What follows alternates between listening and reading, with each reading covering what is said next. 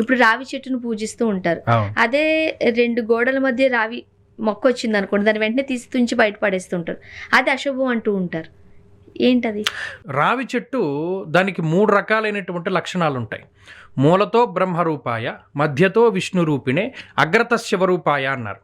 మూలతో బ్రహ్మరూపాయ, మూలంలో బ్రహ్మరూపం ఉంటుంది. అంటే ఏంటి? బ్రహ్మ ఏం చేస్తాడు? సృష్టి చేస్తాడు.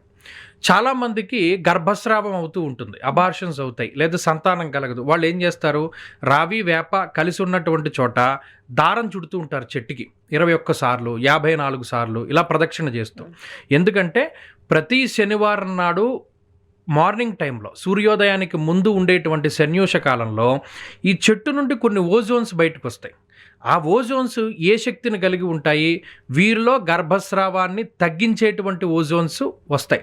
అందుకనే మన వాళ్ళు రావి చెట్టు కింద నాగబంధనం ప్రతిష్ఠ చేసేవారు సుబ్రహ్మణ్యేశ్వర స్వామి వారు. దాని మీద పాలు పోసినా నీళ్లు పోసినా ఆ శక్తి మనలోకి వస్తుంది. అందుకని బ్రహ్మరూపము అన్నారు మన ఋషులు. మధ్యతో విష్ణు రూపిణే, రావి పుల్లలతోటి హోమం చేస్తారు. ఆ హోమం చేయడం ద్వారా అనేక రకాల దుష్పరిణామాలు పోతాయి. ఇందాక మనం చెప్పుకున్న నెగిటివిటీ, ఈ రాహు ప్రభావం, ఇవన్నీ రావి పుల్లలతో చేసే హోమం వల్ల పోతుంది. మళ్ళీ అగ్రత శివరూపాయ, శివుడు ఏం చేస్తాడు? లయం చేస్తాడు.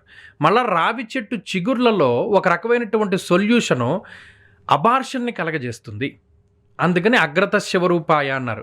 ఈ 3 లక్షణాలు ఉన్నటువంటి చెట్టు రావి ఒకటే కాబట్టి దాన్ని వృక్షరాజము అన్నారు. అందుకనే ఆ రావి చెట్టు ఇంట్లో పెరగకూడదు, తీసేస్తాం. అదే మనం బయట పెట్టుకున్నారనుకోండి, ఇవన్నీ ఉంటాయి దానికి. దేవాలయాల్లో లేకపోతే ఇంటి బయట ఉంటే మనం పూజ చేస్తాం. అంతే కదమ్మా. ఇప్పుడు రోడ్డు మీద ఉన్నటువంటి వస్తువుకు ఒక విలువ, గాజు బొమ్మల్లో పెట్టినటువంటి వస్తువుకు ఒక విలువ.